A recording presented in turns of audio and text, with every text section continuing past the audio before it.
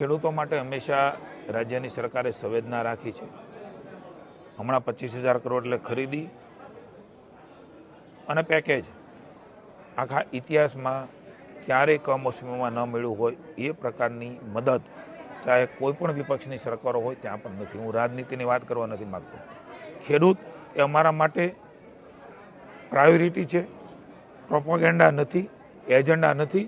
ખેડૂતની ખુશાલી માટે માનનીય મોદી સાહેબના નેતૃત્વમાં અનેકવિધ ખેડૂતોની યોજનાઓ અને સામાન્ય સમાજની આયુષ્યમાન ભારત કાર્ડ, શુદ્ધ પીવાના પાણી, ગ્રામીણ તંત્રને મજબૂત કરવાનું કામ, વીજળી 24 કલાક આપવાનું કામ, એમને અલગ અલગ પ્રકારે એમના લાભ કેવી રીતે મળે।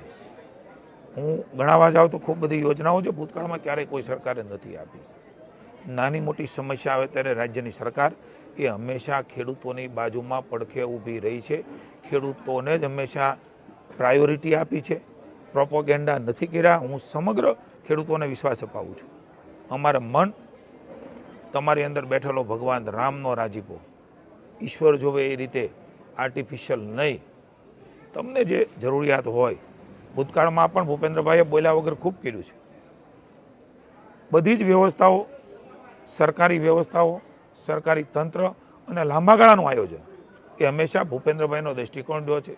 ટૂંકા ગાળાના આયોજન, ટૂંકા ગાળાની નીતિઓ અને કોઈની લોભામણી વાતો અને શોર્ટકટ એ ક્યારેય રાજ્યની સરકાર અપનાવતી નથી।